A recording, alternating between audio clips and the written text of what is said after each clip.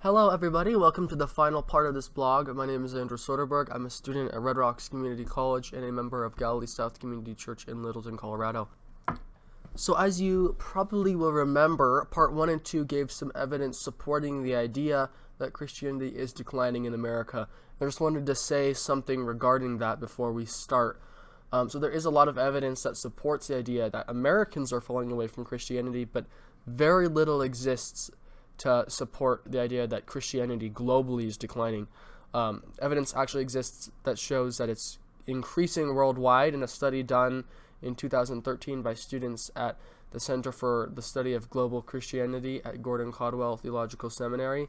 We see that they project approximately 2.6 billion Christians will be in the world by 2020, which is more than double the number of Christians in the world as of 1970.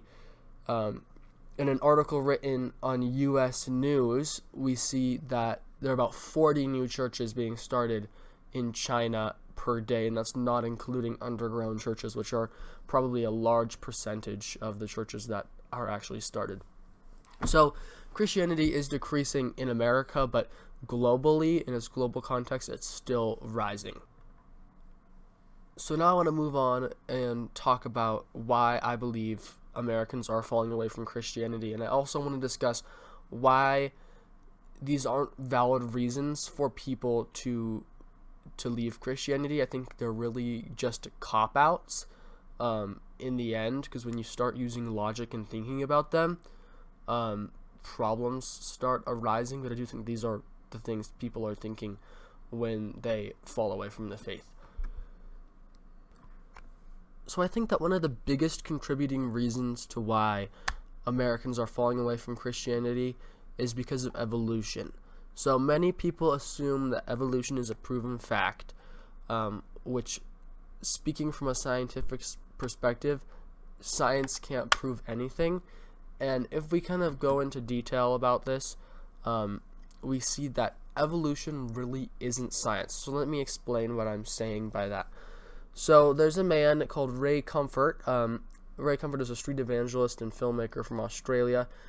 He does this video on YouTube called Evolution versus God, and we see him going to major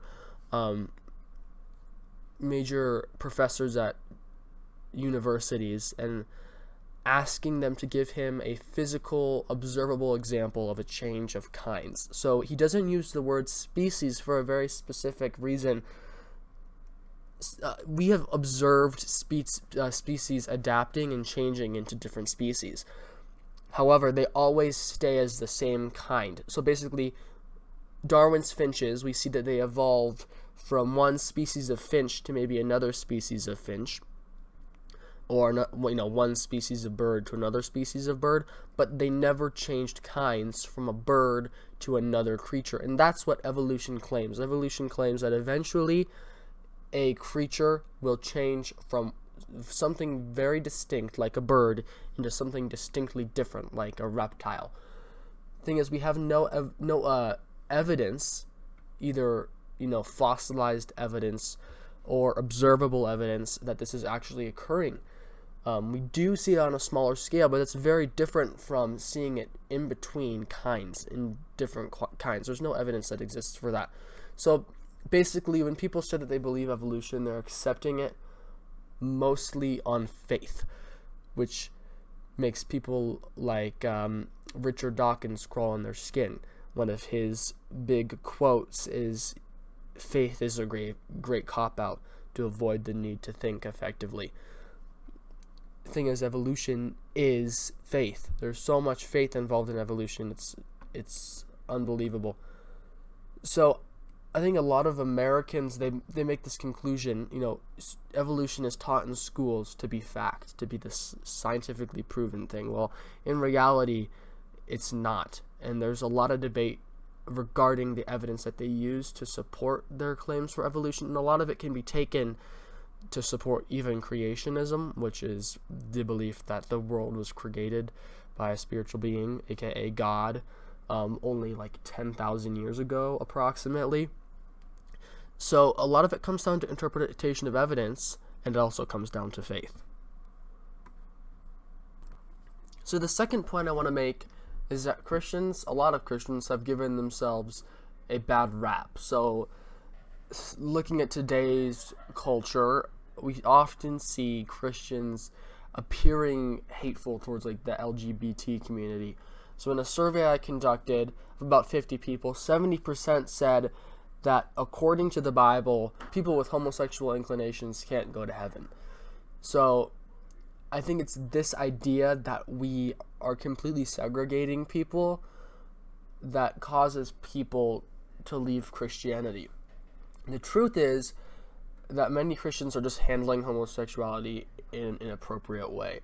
So there's no denying that it's considered a sin in the Bible, but so is lying, stealing, sex outside of marriage, and other more common things in today's culture. And in God's eyes, according to the Bible, all sin is totally equal.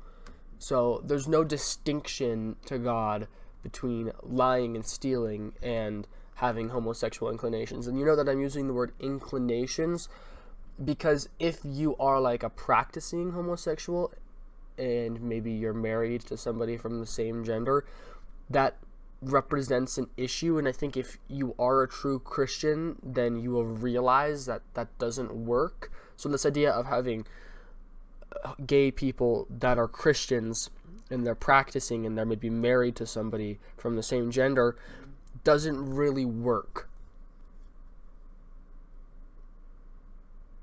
So the whole premise of the Bible is that Jesus came to pay off people's debts for their sins, whether that be homosexuality, lying, stealing, hate, or murder. The key thing is you have to realize that you're a sinner. You have to admit your sin, and you can't just admit your sin. In that same video I referenced earlier, done by Ray Comfort, Evolution versus God, he talks with some people, students at a university, and asks them, "Hey, have you lied before? Have you stolen something before?" And they admitted that yes, we have. How many times? Oh, countless times. So you're a thief and a liar. And they're like, well, yeah, I guess you could call me a thief and a liar. So they're admitting that they're a thief and a liar. And they know that that's wrong in today's culture, but admitting it isn't enough to save them. In order to be saved, based on what the Bible says, you have to accept Jesus as paying your debt. You have to accept that debt. Sort of like a gift. People can offer you a gift, but in order for that gift to mean anything, you have to accept it. So that is kind of what the Bible teaches, and for that reason, somebody who suffers from homosexual inclinations, they still can be saved. They have to do the same things that any other Christian has to do, which is to admit that they're a sinner and to accept Jesus' gift of salvation. So after thinking about this for quite some time now, I've kind of come to the conclusion that Americans are really just looking for cop-outs because they do not want to be morally accountable.